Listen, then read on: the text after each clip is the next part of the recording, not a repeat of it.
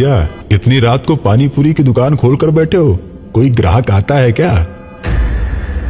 मेरी दुकान रात में ही खुलती है और जो कोई भी रात को भूख से परेशान होकर भटकता हुआ आता है उसे मैं पानी पूरी खिलाता हूँ। ठीक है भैया, फिर फटाफट मुझे 3 प्लेट पानी पूरी खिला दो, बहुत जोर की भूख लगी है। 3 प्लेट क्या, 4 प्लेट खाओ, 4 प्लेट।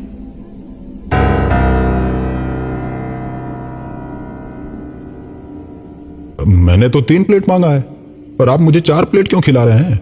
उसका पैसा कौन देगा? मैं तो नहीं दूंगा। उसका पैसा कोई नहीं लगेगा क्योंकि वो मेरी तरफ से मुफ्त में है। भैया, फोकट में क्यों खिला रहे हो मुझे? क्योंकि आज की रात आप मेरे पहले ग्राहक हैं। जो भी मेरा पहला ग्राहक आता है उसे मैं 1 प्लेट एक्स्ट्रा पानी पूरी खिलाता हूँ। रमेश खुश हो जाता है और मजे से पानी पूरी खाने लगता है। पानी पूरी खाते खाते अचानक उसकी नजर पानी पूरी वाले के पैर पर पड़ती है। रमेश डर जाता है। रमेश ये बात जानता था कि भूतों के पैर उल्टे होते हैं। उसके बाद रमेश अपनी प्लेट में देखता है तो पानी पूरी में पानी की जगह खून भरा होता है। ये देख रमेश और डर जाता है और कांपने लगता है। रमेश को कांपता देख पानी पूरी वाला बोलता है, क्यों भाई, क्या हुआ? डर लग रहा है क्या? खाओ खाओ, अभी तो और खाना बाकी है।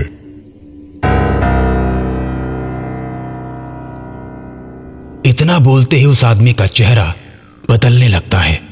उसकी आंखें लाल और बड़ी हो जाती हैं।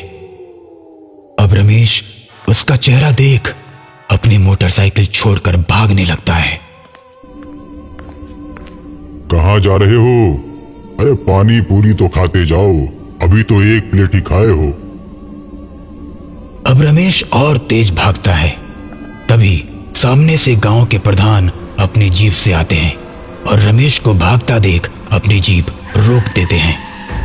रमेश प्रधान के सामने जाता है और प्रधान से बोलता है, प्रधान जी, मुझे बचा लीजिए मुझे। अरे क्या हुआ रमेश, तुम डरे हुए क्यों लग रहे हो? क्या हुआ? प्रधान जी, वहां सामने एक भूत पानी पूरी बेच रहा है। मैं पानी पूरी खाने लगा तभी उसका चेहरा एकदम से बदलने लगा और वो एकदम से भूत बन गया। और जब मैंने पानी पूरी को देखा तो वो मुझे खून वाली पानी पूरी खिला रहा था।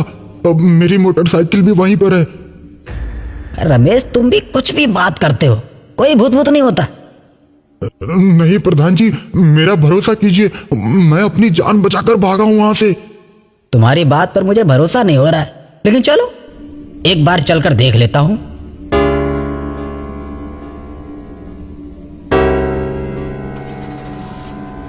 रमेश जीप में बैठकर प्रधान को पानी पूरी के ठेले वाली जगह पर ले जाता है, लेकिन वहां जाने के बाद उसे कोई भी ठेला और आदमी नजर नहीं आता।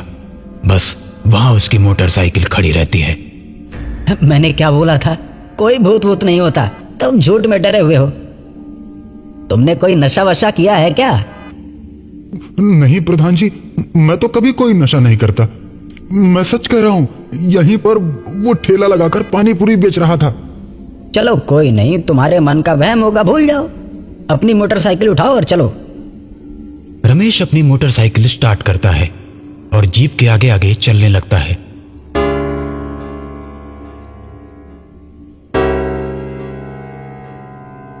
कुछ दूर चलने के बाद रमेश को आगे कुछ दिखाई देता है। अचानक वो अपनी मोटरसाइकिल रोक देता है।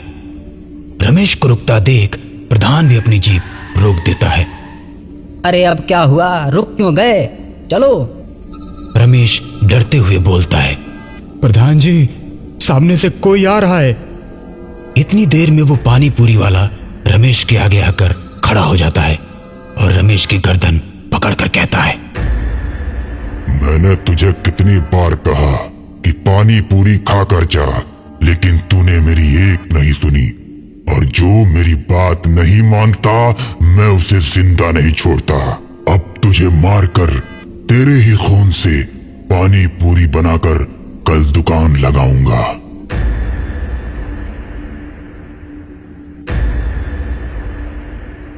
इतना कहकर भूत रमेश को मार देता है। अब भूत को देखकर प्रधान डरकर जीप छोड़कर उल्टे पैर भागने लगता है और तभी प्रधान के आगे वो भूत खड़ा हो जाता है और उससे बोलता है, क्यों प्रधान, तू तो अपने आप को बहुत बड़ा महान समझता है। तुझे क्या लगा कोई भूत भूत नहीं होता? मुझे छोड़ दो भूत जी, मुझे छोड़ दो। मैं अब कभी भी आपका अपमान नहीं करूंगा। अरे मेरा सम्मान ही कब है जो तू मेरा अपमान नहीं करेगा? सारी दुनिया मुझसे डरती है, मुझे किसी के सम्मान की जरूरत नहीं। अब तो तुझे मरना ही पड़ेगा। कल दोनों के खून से मैं बहुत बड़ी पानी पूरी की दुकान लगाऊंगा।